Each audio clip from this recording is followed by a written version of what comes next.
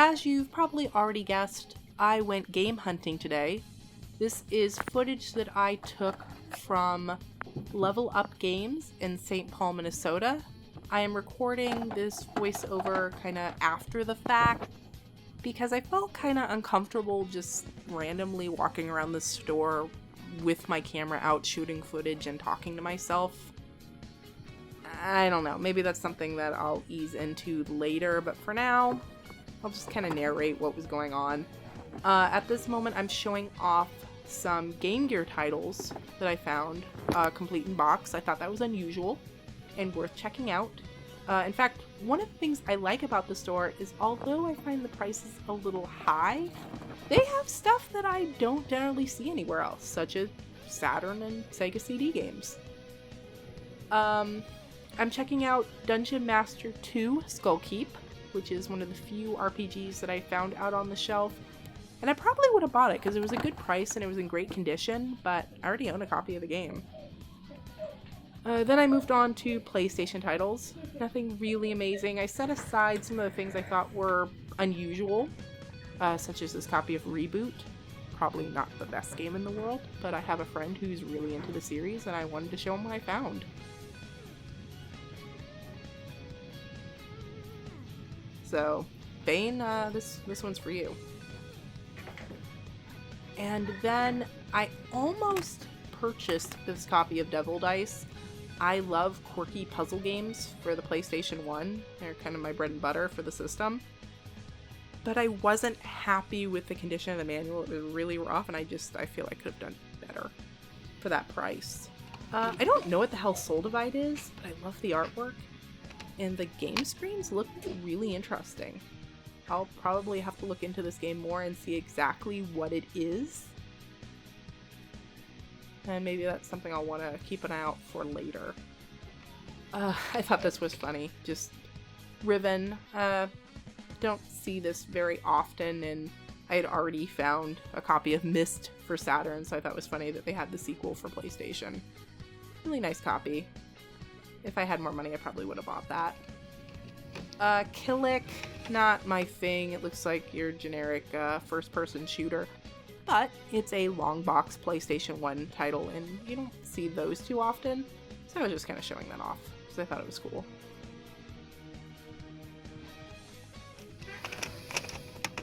Moving on, there was this stack of homebrew NES carts. I didn't recognize any of the titles, so I don't know if they're just like ROM hack, sprite swapped things, but I thought that was kind of cool. Le Impure for $100, a little pricey. One of the things I thought was cool was their loose NES carts. They take the time to put them in universal game cases and print out the artwork. So I thought that was kind of a nice touch.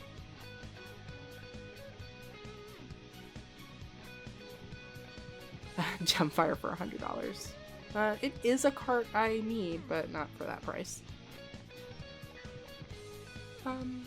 Decent prices though, like $13 for Super Mario Bros. 3 I don't think is terrible. They had some really cool in-the-box Genesis games. A little more money than I wanted to spend. I mean, I have all the titles there that I would have bought anyway. Got some TurboGrafx stuff. Just some odds and ends. I couldn't really make heads or tails out of what qualified for this game case. Like, it just seemed like some things were rare and some things were common, maybe just unusual items. Nice set of some PlayStation 2 RPGs, which I would have been more interested in if I didn't own all of them already. See what they have. Hey Dad, you want to buy me one of these for Christmas, right? What's that? It's only $1,000. I can put $1,000. Yeah, they didn't make very many of them. Yeah. They're prone to breakage, and they're very, very popular. What is it? What kind of system is it? It's a TurboGrafx. I don't know if you guys are from around here or not, but if you are, I'm in the process of finishing a pretty large Nintendo trade. So a lot more boxed stuff, and probably in the next week or so. Oh, it should be gone. Sure. She lives in Florida. Oh, sure. I'm pretty good on boxed NES. There's more than that. It's Super Nintendo and 64. It's like, if I wanted box stuff, or if I cared to have a box, this is the trade I would want. Oh shit. Got Earthbound in there and all sorts of other. Oh, I don't have the money for that. All sorts of crazy stuff. Tons of really rare games.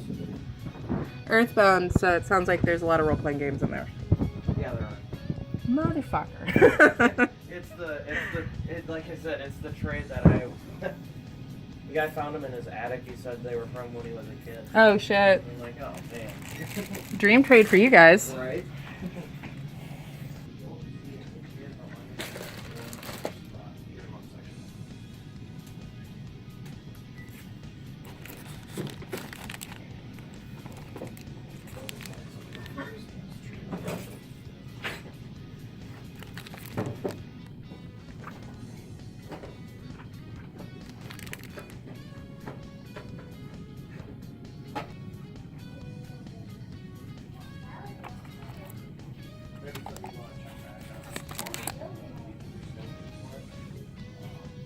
I probably wouldn't recommend that one. Don't buy it because I was going to give it to you. Oh, okay. I just forgot to put it in the... What's your first name? I forgot to put it in the suitcase. Sorry, I'm having fun taking pictures of the artwork over here. Yeah, the old and television and stuff had really funny artwork. It's so blocky. Yeah, you didn't have graphics, so they went all crazy on the art.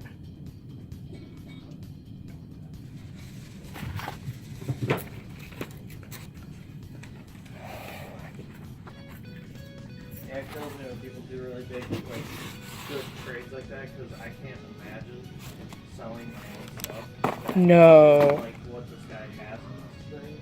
Well, if he found it in his attic, it sounds like he wasn't really attached to it. True. So if it's not his deal, I'm sure the money is probably way more attractive to him.